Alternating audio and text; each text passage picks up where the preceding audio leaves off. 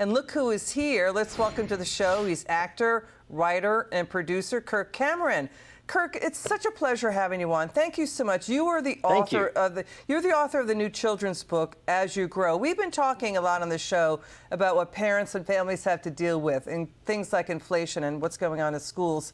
But talk to us. You had a long line of people to come see your public library book event in Seattle, and then there were protesters too. What happened? This happened on Saturday. That's right. We went to the Seattle Public Library and we were welcomed there as I was reading this book called Pride Comes Before the Fall, which teaches kids the dangers of pride and the value of humility. And parents are being red-pilled all over the nation. As I visit churches and public libraries and schools, they're waking up from the woke matrix and they're realizing that they need to deactivate this progressive machine that is stealing the hearts and minds of their children. It's very encouraging, and I'm just getting started.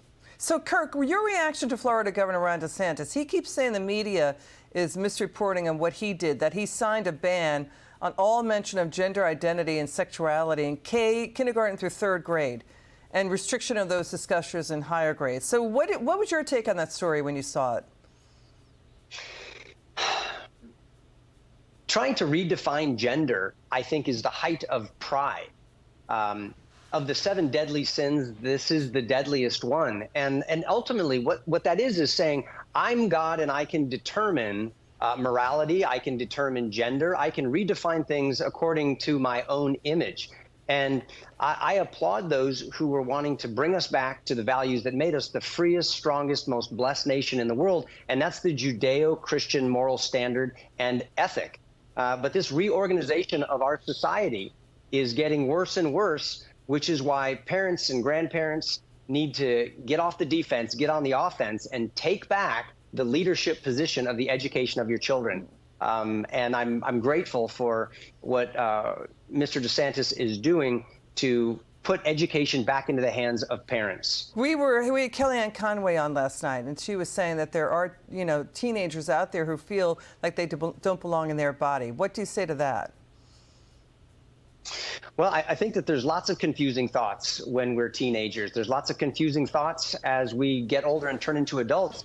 But what doesn't help is when you have people who stand to make huge financial profit off of medical procedures that actually make the problem worse, in my opinion, and don't bring clarity but increase confusion. I'm a father of 6 children. I understand what it's like to shepherd children's souls and all the questions that come up in a confusing culture.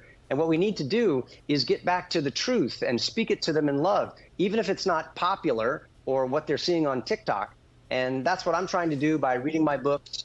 And I'm grateful for companies like Brave Books that are speaking the truth in love to a new generation. And Kirk, there's this other story, too. More than 500 angry and frustrated parents and voters and taxpayers, Kirk, they showed up at this town hall in Oakland, California. You know about this, crime and violence. Crime is up double digits. Oakland was one of the cities that led the charge in defunding the police by $18 million back in 2021. Kirk, let's have you take a listen to this. Watch. We need to stop the violent, the killers.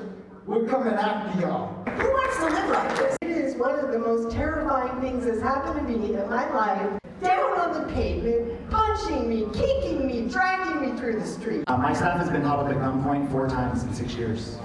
The last time that my staff got held up at gunpoint, Oakland native, military veteran, black man from Oakland, almost got shot and killed.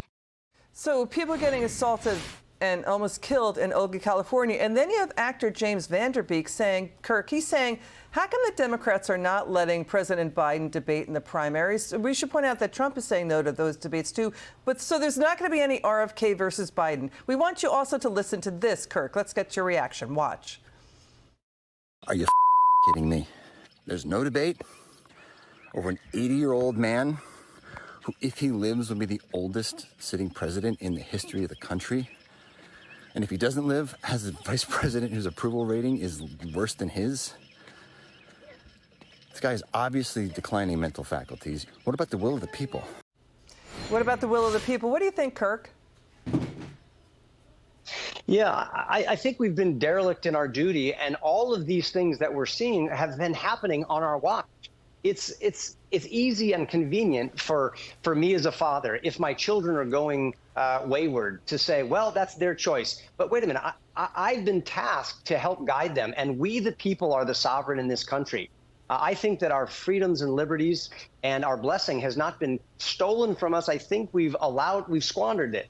And we've let it slip through our fingers. And the answer is not to sit on the couch and cry about the culture. The answer is to get off the defense, get on the offense, not just report about bad things, but reform bad things by leading with your own example. Okay. And that's got to start in your home. Kirk, thank you so much. Kirk Cameron there. Get his new book, Pride. It comes out before the fall. It's actually coming out tomorrow. Kirk, thank you so much for joining us. It's good to see you.